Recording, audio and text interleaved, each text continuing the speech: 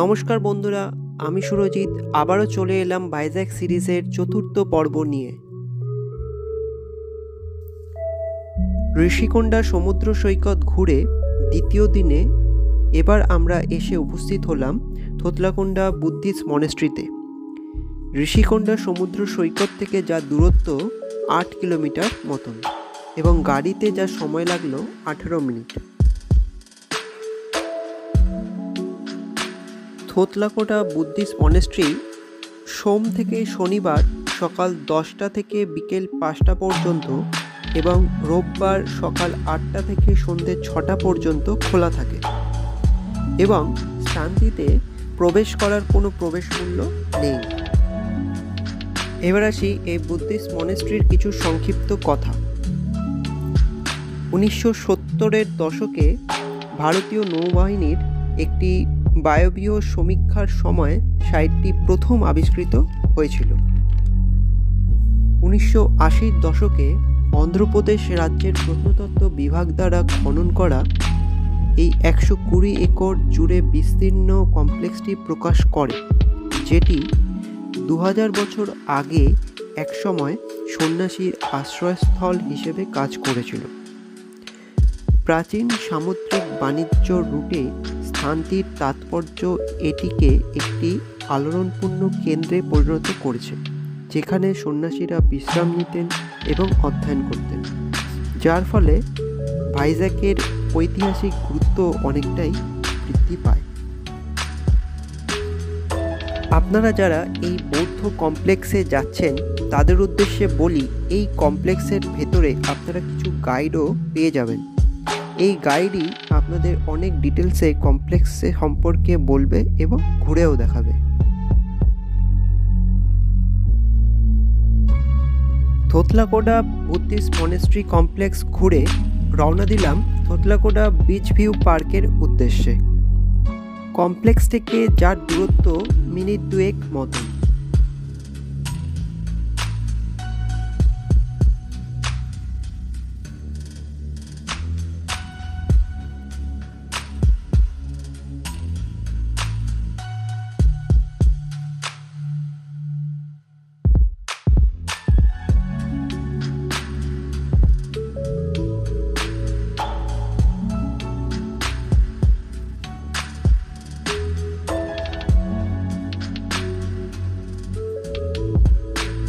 আপনারা যারা Thotlakonda monastery complex আসবেন, গাড়ি আপনাদের এই বিচ ভিউ পার্কে অবশ্যই নিয়ে আসবে।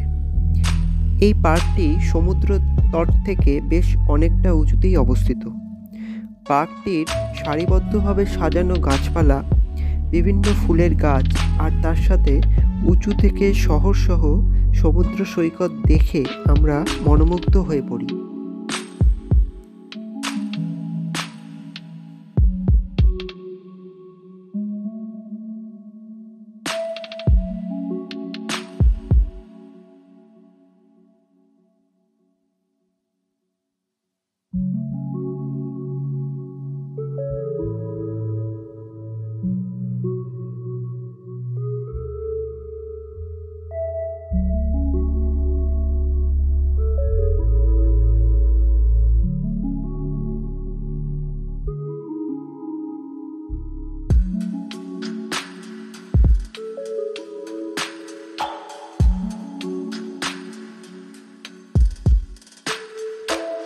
এই থোতলাকোন্ডা বিচ ভিউ পার্কে আমরা বেশ কিছুটা সময় কাটিয়ে আবারও রওনা দিলাম আমাদের পরবর্তী গন্তব্য ভীমলি বিচের উদ্দেশ্যে।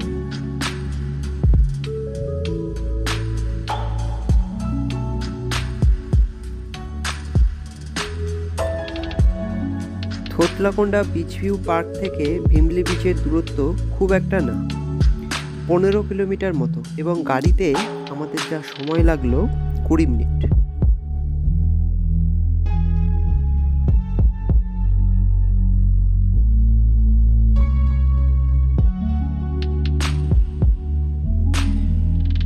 ভীমলি বিচ আমরা যখন পৌঁছাই ঘড়ির কাঁটায় তখন 1:15।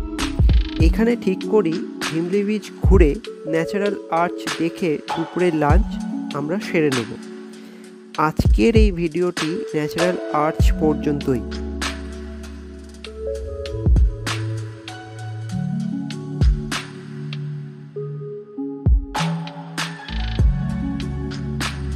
এবার আসি ভিমলি বিচ সম্পর্কে সংক্ষিপ্ত কিছু কথা।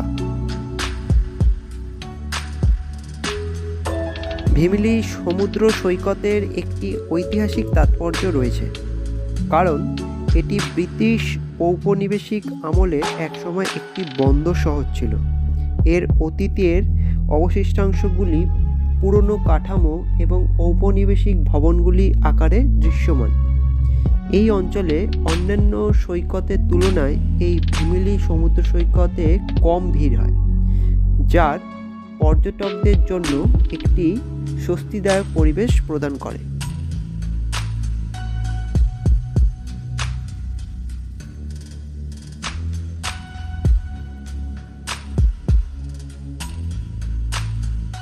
এই ভীমুনিপত্তনম বা ভিমিলি সমুদ্র সৈকত ভাইজ্যাক থেকে প্রায় 1.5 ঘন্টা দূরে গোস্থানী নদী এবং বঙ্গোপসাগরের সঙ্গমস্থলে অবস্থিত।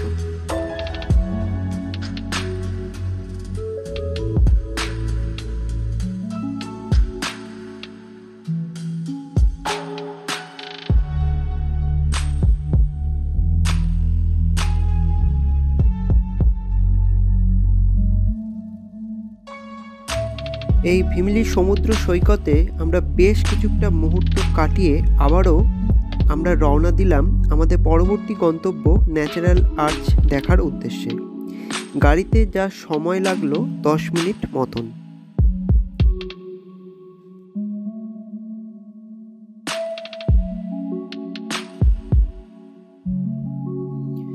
পৌঁছালাম ন্যাচারাল আর্চ।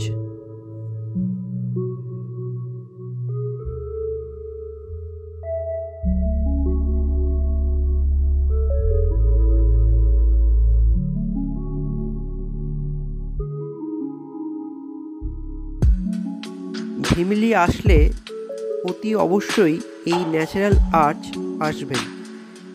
প্রকৃতি কীভাবে একটা আর্চ তৈরি করেছে সেটা দেখার মতো।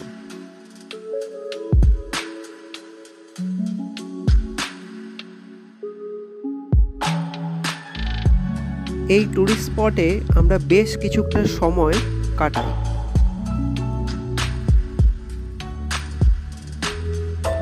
এখন ন্যাচারাল আর্চের কিছু ভিডিও শট আপনাদের সকলের সামনে তুলে ধরলাম।